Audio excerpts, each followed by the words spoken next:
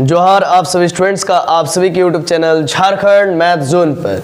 तो प्यारे बच्चों, आप सभी का स्वागत है। और जैसा कि आप सभी देख पा रहे हैं, लेक्चर नंबर 27 में हम लोग एंटर कर चुके हैं। सेमेस्टर 2 के बच्चों के लिए डिफरेंशियल इक्वेशन का लेक्चर सेशन चल रहा है। पेपर नंबर 4 है, बीएससी मैथमेटिक्स ऑनर्स है, और साथ ही साथ बीटेक वालों के लिए चल रहा है और बीई वालों के लिए भी चल रहा है। तो जैसा कि आप देख पा रहे हैं कि प्रीवियस वीडियो लेक्चर में, जैसा कि आप जानते हैं कि प्रीवियस वीडियो लेक्चर में मैंने इंस्पेक्शन मेथड बताया है, फिर रूल नंबर 1 बताया, रूल नंबर 2 बताया है, फिर रूल नंबर 4 बताया था, बीच में गैपिंग रूल नंबर 3, वो गैपिंग इंस्पेक्शन मेथड से भर लीजिएगा। रूल नंबर 4, रूल नंबर 5 और इसके बाद rule number 6 previous video lecture में बताया था, और यही सबसे लंबा रूल था, बट ये बहुत ईजी है, कुछ हार्ड नहीं। चलिए इसी रूल से, रूल नंबर 6 से इस क्वेश्चन को भी बनाते हैं, बट आप खुद समझ जाइएगा कि इसमें रूल नंबर 6 क्यों हम लोग अप्लाई कर रहे हैं। आइए देखिए, क्वेश्चन ऐसा है, इस प्रकार से है कि 2x² y² + y × dx plus something ये दिया हुआ।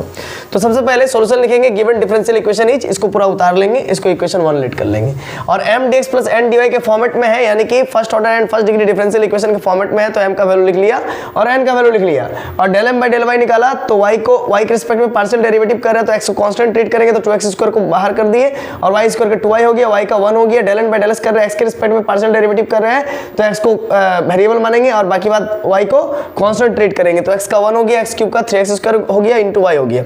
इतना क्लियर है? आप देख सकते हैं इसका 4x² y हो गया +1 और del n / del s का 3 - 3x² y हो गया। तो del m / del y और del n / del x आपस में इक्वल नहीं है। सिंस देयरफॉर ये सिंस ऐसा है, तो therefore equation 1 is not an exact differential equation. Equation 1 आपका एग्जैक्ट डिफरेंशियल इक्वेशन नहीं है। तो अब जब नहीं है तो हम लोग क्या करेंगे, देखिए ये जो रफ है ये आपको एग्जाम में नहीं लिखना है।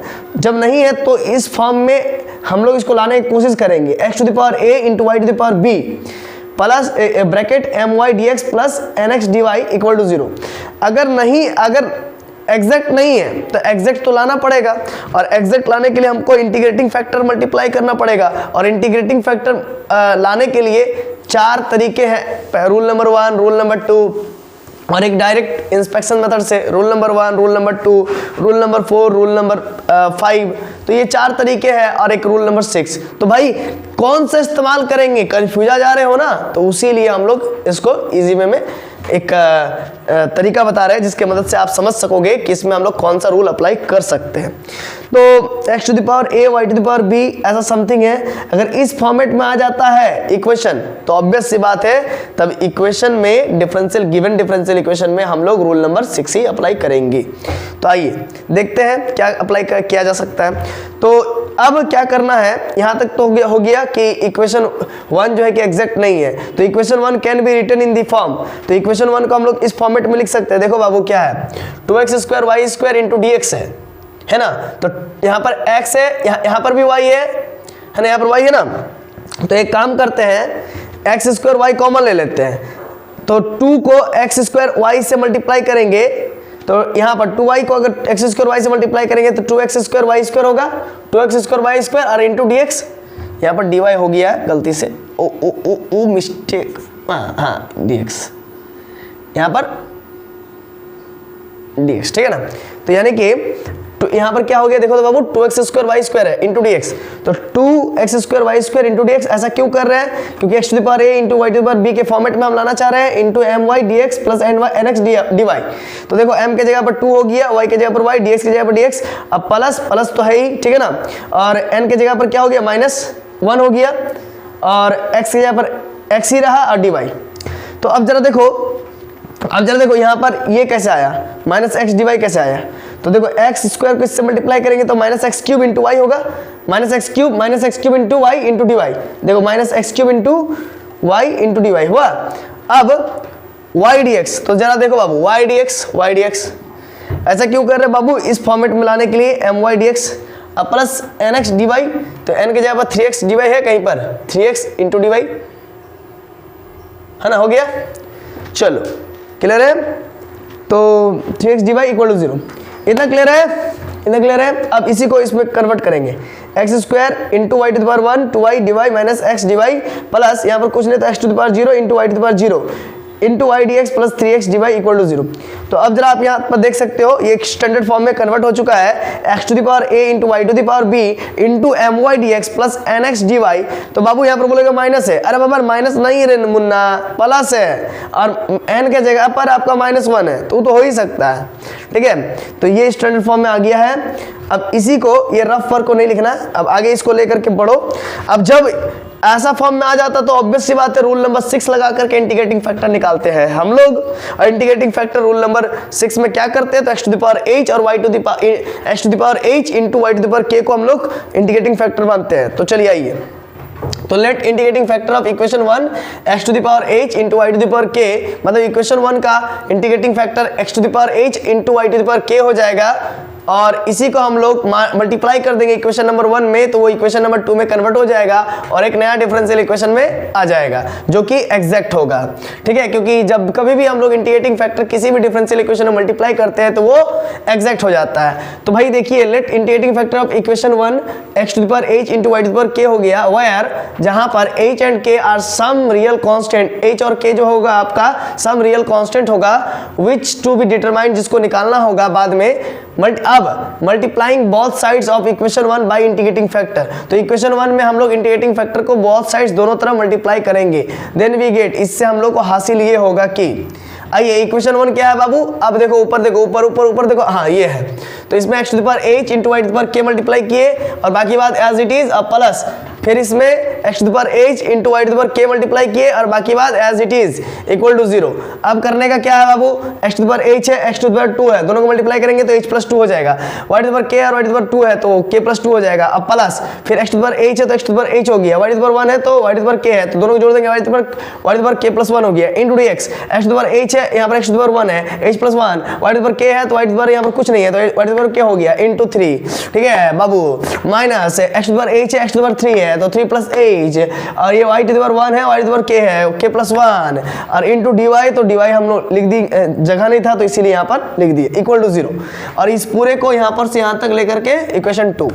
अब हम लोग देख पा रहे हैं ये m dx plus n dy के फॉर्मेट में है, मतलब स्टैंडर्ड फॉर्म में है, first order and first degree differential equation के स्टैंडर्ड फॉर्म में है। देयरफॉर हम लोग यहाँ से m को पिक कर सकते हैं, निकाल सकते हैं, एक्सट्रैक्ट कर सकते हैं। तो भाई मेरा m निकल जाओ, तो ये देखिए m निकाल के रख दिए, n निकाल के यहाँ से हम लोग रख दिए। अब करना क्या है, del m by del y निकालेंगे और del n by del x निकालेंगे। ठीक है, और ये नहीं चेक करेंगे कि del m by del y del n by del x के बराबर है या नहीं है, ये नहीं चेक करेंगे। सर ऐसा क्यों, हर बार तो चेक करते हैं, पिछले रूल सब में तो चेक किए थे, तो इसमें क्यों नहीं? अरे बबुआ इसमें चेक नहीं करेंगे, क्यों? क्योंकि इंटीग्रेटिंग फैक्टर मल्टीप्लाई किए हैं, और इंटीग्रेटिंग फैक्टर मल्टीप्लाई करने से हम लोग कंफर्म हो जाते हैं कि वो एग्जैक्ट होता ही है। तो फिर चेक करना किस बात का है कि del m by del y check करेंगे और del n by del x check करेंगे, है ना? ठीक है, तो फिर पता कैसे चलेगा सर कि वो एग्जैक्ट है? बात तो सही है, तो फिर पता कैसे चलेगा कि वो एग्जैक्ट है अगर आप नहीं चेक कीजिएगा तो? देखो बाबू, इसमें चेक इसीलिए नहीं करते हैं क्योंकि इसमें del m by del y का जो वैल्यू आएगा वो एक जनरल फॉर्म में आएगा, जनरल फॉर्म में, कोई न्यूमेरिकल वैल्यूज में नहीं आएगा, जहां पर h और k हमको मालूम ही नहीं रहेगा। h और k का मालूमात ही नहीं रहेगा, h और k का वैल्यू का मालूमात ही नहीं रहेगा, तो हम उसको कैसे जस्टिफाई कर पाएंगे कि ये बराबर है या नहीं बराबर है? इसी वजह से हम लोग del m by del y और del n by del x को यहाँ पर शो नहीं करते कि ये दोनों आपस में मतलब कि न्यूमेरिकली नहीं शो हो जाएगा कि ये बराबर है, लेकिन हम लोग जस्ट वहाँ पर मान लेंगे कि सिंस इंटीग्रेटिंग फैक्टर मल्टीप्लाई किए हुए हैं इसीलिए given differential equation, given differential equation में जब हम लोग इंटीग्रेटिंग फैक्टर मल्टीप्लाई किए तो इक्वेशन नंबर 2 बना, और equation number 2 differential equation integrating factor multiply होने की वजह से वो एग्जैक्ट हो गया, इसीलिए del m by del y equal to del n by del x ले करके चलेंगे, और उसके बाद वहीं से हम लोग जो है कि h और k का वैल्यू को इक्वेट करेंगे, एंड देन h और k का वैल्यू आप पुट करेंगे और फिर आगे का आंसर को प्रोसीड करेंगे हम लोग। ठीक है, आइए m का वैल्यू है, n का वैल्यू है, del m by del y निकालेंगे तो y के रिस्पेक्ट में डिफरेंशिएशन कर रहे हैं पार्शियली, तो x को कांस्टेंट मानेंगे, 2 into x to the power h plus 2 और y to the power k plus 2 है तो k प्लस 2 बाहर निकला, ऊपर में k plus 2 minus 1 n minus 1 है ना, k प्लस 2 को n मान रहे हैं, plus x to the power h है तो x to the power h निकल जाएगा, y because here we differentiate partially m with respect to y, therefore x treating as a constant, therefore x को हम लोग बाहर कर दिए x टू पावर h को, और y to power k plus 1 है तो वो k प्लस 1 बाहर आया और y to power k plus 1 फिर -1 हो जाएगा। क्यों? क्योंकि n -1 होता है। तो आप देख सकते हैं कि x टू पावर h बाहर निकल गया और y to power k plus 1 है तो k प्लस 1 बाहर निकला और y to power k plus 1 -1 n -1। अब क्या हुआ? 2 into x to the power h plus 2 into k plus 2 into y to the power k plus 2 plus -1, तो k plus 1 हो जाएगा plus x to the power h into k plus 1 into y to the power k, अब plus 1 -1 cancel हो जाएगा। ये हो गया, ये हमारा वैल्यू आ गया del m by del y का। अब del m by del x का निकालेंगे तो उस केस में y को कांस्टेंट ट्रीट करेंगे। आइए देखते हैं, 3 into y to the power k constant हो गया। अब x का क्या होगा? h प्लस 1 बाहर निकल जाएगा, n बाहर निकल जाएगा और x का पावर n -1 तो h प्लस 1 -1 है ना, और माइनस का y to the power k plus 1 निकल जाएगा। क्यों? क्योंकि x के रिस्पेक्ट में पार्शियल डेरिवेटिव कर रहे हैं, h प्लस 3 बाहर निकल गया और x to the power h plus 3 -1 n -1। अब इक्वल टू में 3 into y to the power k h plus 1 into x to the power h हो जाएगा, प्लस 1 -1 कैंसिल हो जाएगा, minus y to the power k plus 1 हो जाएगा into h plus 3 into x to the power h plus 3 -1 कितना हो जाएगा? h plus 2 हो जाएगा। इतना क्लियर है? अब इसके बाद मैं इसका नेक्स्ट प्रोसेस को चलूंगा, है ना, करूंगा, बट इसके लिए मुझे इसको इरेज करना पड़ेगा।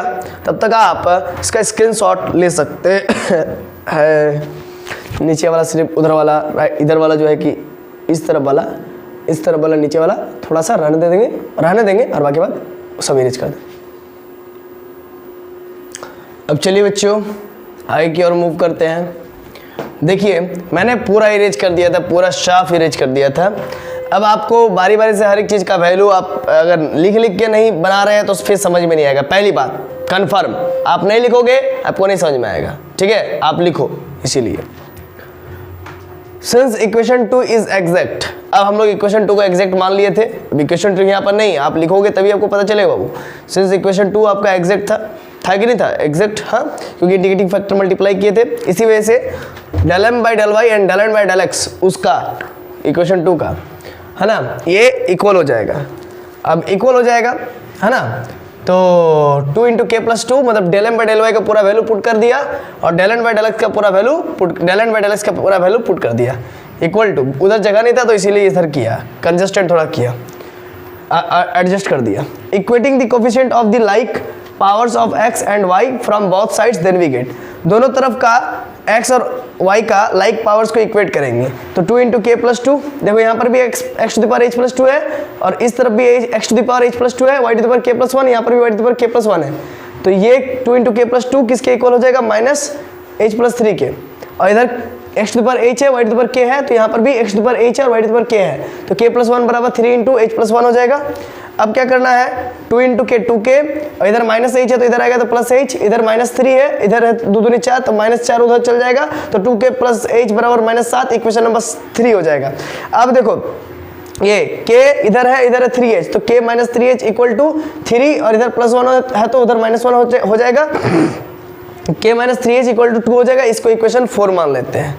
अब इक्वेशन 3 और 4 से तो डेट इज 2k प्लस, उधर देखो 2k प्लस h बराबर -7 और नीचे में k minus 3h equal to 2, तो ये इक्वेशन 3, ये इक्वेशन नंबर 4। मैं क्या करता हूँ? एलिमिनेशन मेथड अप्लाई करता हूँ। यहाँ पर 1 है तो 1 मल्टीप्लाई कर दिया, यहाँ पर 2 है तो 2 मल्टीप्लाई कर दिया, तो 2 इंटू ये तो एज इट इज ही रहेगा क्योंकि 1 से मल्टीप्लाई करने से कोई फर्क नहीं पड़ेगा।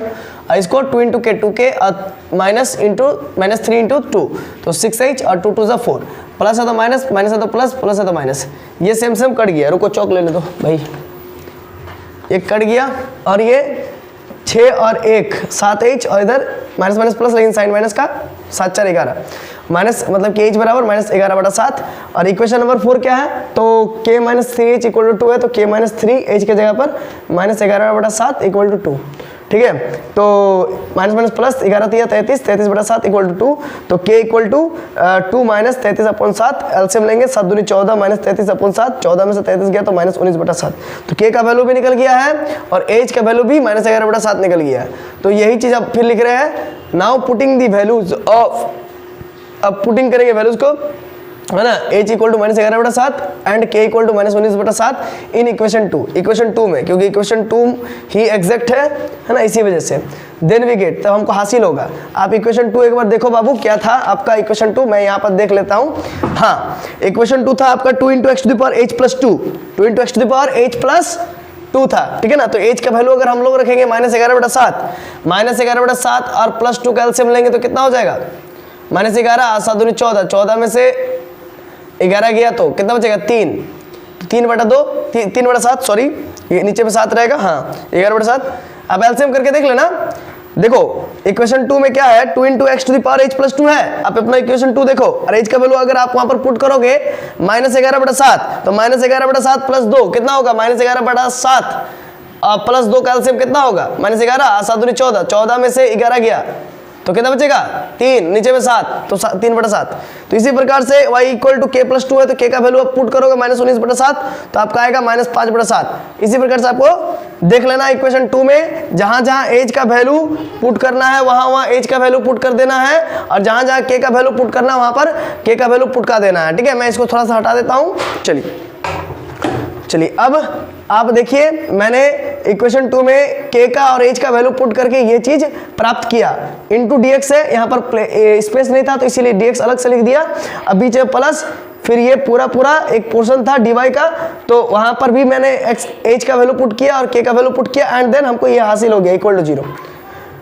अब जब इतना हो गया तो चूंकि dx के साथ जो रहता है उसको m कहते हैं, और जो dy के साथ रहता है उसको n कहते हैं। तो इट्स सॉल्यूशन इज, इसका सॉल्यूशन क्या हो जाएगा, m dx इंटीग्रेशन के साथ where y as a constant plus terms of n का टर्म्स होना चाहिए नॉट कंटेनिंग x, जिसमें x ना हो, into dy equal to c, ठीक है। अब इसका सॉल्यूशन के लिए मुझे ये पूरा पोर्शन इरेज करना पड़ेगा, ठीक है ना।